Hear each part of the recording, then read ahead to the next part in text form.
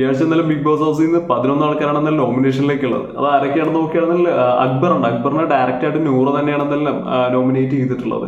അതല്ലാതെ ആദില 2 വോട്ടുകളോടെയാണ് എന്തായാലും നോമിനേറ്റ് ചെയ്യപ്പെട്ടുള്ളത്. ആര്യനും 2 വോട്ടുകൾ, അഭിലാഷും 2 വോട്ടുകൾ, സാബുമാനും 2 വോട്ടുകൾ, ജിസേൽ, ഷാനവാസ് ഇവർക്കെല്ലാം 2 വോട്ടുകളോടുകൂടിയാണ് ഇവരെന്തായാലും നോമിനേറ്റ് ചെയ്യപ്പെട്ടുള്ളത്. അതല്ലാതെ ബിന്നിക്കാണെന്നുണ്ടെങ്കിൽ 3 വോട്ടുകളാണ് എന്തായാലും ഉള്ളത്.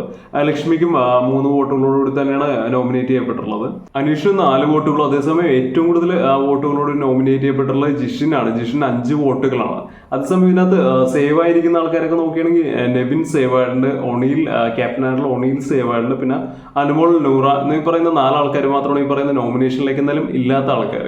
ഈ ലിസ്റ്റിൽ തന്നെ നമുക്ക് നോക്കിയാൽ അറിയാം, അഭിലാഷ്, സാബുമാൻ, ബിന്നി ഈ പറയുന്ന 3 ആൾക്കാരാണ് കുറച്ച് കൂട്ടത്തിൽ വീക്ക് ആയിട്ടുള്ള ആൾക്കാർ. സോ അപ്പൊ അവരുടെയൊക്കെ അവസ്ഥ എന്താവും, അല്ലെങ്കിൽ നെക്സ്റ്റ് വീക്കിൽ അവരൊക്കെ ഉണ്ടാവും എന്നുള്ളത് കണ്ടറിയേണ്ട ഒരു കാര്യം തന്നെയാണ്. കാര്യം ഈ ആഴ്ച നമുക്കറിയാം ആകെ ഒരാളെ മാത്രം എന്തായാലും പുറത്തേക്ക് വിട്ടുള്ളൂ, അല്ലെങ്കിൽ ഒരാൾ മാത്രം എന്തായാലും എവിക്റ്റ് ആയിട്ടുള്ളൂ, രന ഫാത്തിമ മാത്രമാണ്. സോ നെക്സ്റ്റ് വീക്കിൽ ചിലപ്പോൾ ഒന്നിലധികം ആൾക്കാർ പുറത്തേക്ക് പോകാനുള്ള സാധ്യത തള്ളിക്കളയാനാവില്ല. അതിനുള്ള ഒരു വലിയൊരു സാധ്യത തന്നെ ഉണ്ട്. നമുക്കറിയാം അത്തരത്തിലെല്ലാം സംഭവിക്കാറുള്ളതാണ്. സോ നിങ്ങൾക്ക് ഇഷ്ടപ്പെട്ട പ്ലേയേഴ്സ് ആരെങ്കിലും ഉണ്ടെങ്കിൽ മാക്സിമം അവർക്ക് വോട്ട് ചെയ്യാൻ വേണ്ടി ശ്രമിക്കുക. കാര്യം നമുക്കറിയാം ഇപ്പൊ എന്തായാലും 51ാമത്തെ എപ്പിസോഡിലൂടെയാണ് കടന്നുപോയിക്കൊണ്ടിരിക്കുന്നത്. അപ്പോൾ ഇനി എന്തായാലും ജസ്റ്റ് തട്ടിമുട്ടിയും വല്ല കുഴപ്പമില്ലാത്ത രീതിയിൽ കളിക്കുന്ന ഒരാൾ എന്നുള്ള രീതിയിൽ നിൽക്കുന്ന ആൾക്കാർക്ക് അധികം മുന്നോട്ട് പോകാൻ പറ്റില്ല എന്നുള്ളൊരു കാര്യം നമുക്ക് അറിയാവുന്നതാണ്. മികച്ച രീതിയിൽ പെർഫോം ചെയ്യുന്ന, നല്ല രീതിയിൽ കളിക്കുന്ന, എന്റർടൈൻ ചെയ്യാൻ കപ്പാസിറ്റി ഉള്ള ആൾക്കാർ മാത്രം എന്തായാലും മുന്നോട്ട് പോകുള്ളൂ. സോ അവർക്ക് നല്ല രീതിയിലൊരു വോട്ടിങ്ങും ഈ പറയുന്ന പുറത്തുനിന്നുള്ള ഒരു വോട്ടിങ്ങും നല്ല രീതിയിൽ അത്യാവശ്യമായിട്ടുള്ള ഒരു കാര്യം തന്നെയാണ്.